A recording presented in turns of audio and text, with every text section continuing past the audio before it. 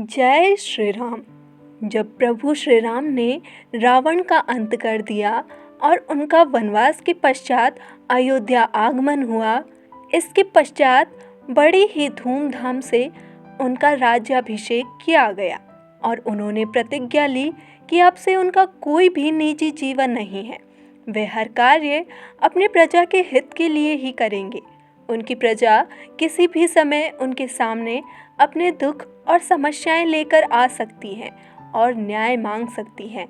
एक दिन जब प्रभु श्री राम माता सीता और अपने परिवार के साथ बैठे हंसी ठिठोली कर रहे थे, तभी उन्हें अपने सैनिक के द्वारा गुप्तचर के आने का पता चला। उन्होंने गुप्तचर से राज्य की स्थिति पर चर्चा की। तब उसने बताया कि कल रात एक महिला राजभवन के द्वार पर आई थी और न्याय मांग रही थी, लेकिन प्रहरी ने उसे सुबह आने का कहकर वापस भेज दिया। इस पर वह महिला क्रुद्ध हो गई और वहां से चली गई। गुप्तचर ने उसका पीछा किया, लेकिन कुछ समय पश्चात ही वह आंखों से ओझल हो गई।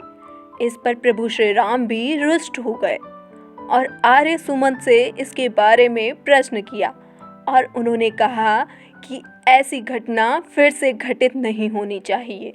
इसके पश्चात प्रभु श्री राम ने उस गुप्तचर को बुलाया और उससे कहा कि उसने उस महिला को कल बिना न्याय मिले ही जाने दिया और उसका पता भी नहीं लगाया। इसलिए जब तक वह उस महिला का पता नहीं लगाता, उसके बारे में जानकारी नहीं निकालता, तब तक उसे सेवा से निलंबित किया जाता है। प्रभु श्री राम का आदेश पाकर वह उस महिला की खोज में निकल गया। श्री राम ने उसे उस घटना की संपूर्ण सूचना एकत्रित करने के पश्चात ही स्वयं को मुक्त दिखाने की आज्ञा दी। गुप्तचर ने प्रभु श्री राम को बताया कि उस महिला का तो पता नहीं, लेकिन उस महिला का पति उनके राज्य की सीमा पर स्थित गौतमी नदी के पास एक गांव में रहता है। उसने बताया कि उसके पति ने उसे स्वीकार करने से मना कर दिया है, क्योंकि वह अपने मायके से आते हुए एक रात कहीं रुक गई थी। इसका कारण पूछने पर गुप्तचर ने बताया कि गांव में पता करने पर पता चला है कि वह स्त्री सभी को एक ही कारण बताती रही कि अपनी माँ के घर से अपने पति के घर वापस आने के लिए उसे रास्ते में एक नदी पार करनी पड़ती है। जब वह अपने घर जाने के लिए उस नदी के पास पहुंची, तब तक शाम का अंधेरा हो चुका था और वर्षा शुरू हो चुकी थी। इस कारण केवट ने नाव चलाने से मना कर दिया। ऐसे समय में वह कहीं नहीं जा सकी और इसलिए विवश होकर उसने वह रात उस केवट की झोपड़ी में व्यतीत की। इसके पश्चात जब वह घर पहुंची, तब उसके पति ने उससे देर से आने का कारण पूछा। उसके पति ने उसकी पवित्रता पर संदेह करके उसे घर से निकाल दिया। इस पर प्रभु श्री राम ने पूछा कि वह स्त्री अपने पति को विश्वास क्यों नहीं दिला सकी। तब गुप्तचर ने बताया कि उन दोनों के बीच अविश्वास ज़्यादा है। उनके बीच लड़ाई झगड़े आम बात है। साथ ही उस स्त्री ने क्षमा मांगने से भी मना कर दिया। उसने कहा कि जब उसने कोई अपराध ही नहीं किया तो वह क्षमा क्यों मांगेगी। उस स्त्री ने अपने पति से कहा कि अब मर्यादा पुरुषोत्तम श्री राम का राज्य है, इसलिए वह स्वयं जाकर उनसे ही न्याय मांगेगी। गुप्तचर की बातों से प्रभु श्री राम को संदेह हुआ कि उसने उन्हें संपूर्ण बात नहीं बताई और कुछ तो ऐसी बात है जिसे वह उनसे छुपा रहा है। उन्होंने गुप्तचर को आदेश दिया कि वे स्वयं उसके साथ एक मित्र बनकर उस गांव में जाएंगे और घटना का पता लगाएंगे। इसके बाद प्रभु श्री राम एक सामान्य नागरिक का भेष धारण कर गुप्तचर के साथ उस गांव में गए। वहां जाकर उन्होंने गांव वालों की बातें सुनी। गांव वालों की बातों के अनुसार वे उस स्त्री को ही दोष दे रहे थे और इसके लिए अपने राजा प्रभु श्री राम पर प्रश्न भी उठा रहे थे।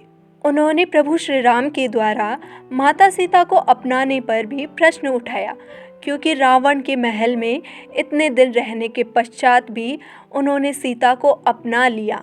उन्होंने इसे प्रभु श्री राम की निर्बलता करार दिया और उसे स्त्री मोह नाम दिया। गांव वालों के अनुसार इसके कारण सभी स्त्रियों को इसके लिए और प्रोत्साहन मिला। इसका लाभ कई स्त्रियां अनुचित कार्य करने के लिए उठा सकती हैं। एक राजा के द्वारा किए गए कार्यों का प्रजा पर भी प्रभाव पड़ता है, इसलिए इसके लिए उन्होंने राजा राम को दोष दिया। इस घटना के पश्चात प्रभु श्री राम का हृदय तार तार हो गया। उन्होंने गुप्तचर से पूछा कि क्या इस प्रकार की बातें केवल इसी गांव में होती है या नगर के अन्य गांवों में भी होती है। इस पर गुप्तचर ने इस बात को स्वीकार कर लिया कि माता सीता के बारे में इस प्रकार की बातें अन्य गांवों में भी होती हैं। तब प्रभु श्री राम ने नगर के अन्य गांवों में भी जाकर इसका पता लगाने का सोचा। प्रभु श्री राम जब अन्य गांवों में पहुंचे तब सभी के द्वारा माता सीता के प्रति ऐसी भावना को देखकर विचलित हो उठे। इसके पश्चात वे दुखी मन से राजभवन आ गए और उदास रहने लगे।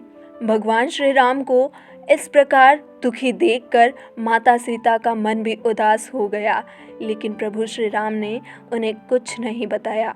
इसलिए माता सीता ने अपने गुप्तचरों के माध्यम से इस बात का पता लगाया और उन्हें ज्ञात हुआ कि उनके बारे में अयोध्या के नगर में क्या बातें चल रही है और श्री राम के दुख का असली कारण क्या है।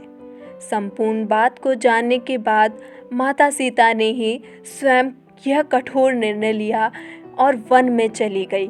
प्रभु श्री राम ने उन्हें रोकने का बहुत प्रयत्न किया, किंतु माता सीता ने उन्हें वचनों से बांध दिया और वन की ओर प्रस्थान कर गई, क्योंकि माता सीता नहीं चाहती थीं कि उनके कारण प्रभु श्री राम के राज कार्य पर कोई उंगली उठाए। इसलिए माता सीता स्वयं वन की ओर प्रस्थान कर गई। इसके आगे की कहानी जानने के लिए हमारे वीडियो को करें लाइक, शेयर, हमारे चैनल को करें सब्सक्राइब और कमेंट बॉक्स में जय श्री राम ज़रूर लिखें। जय श्री राम।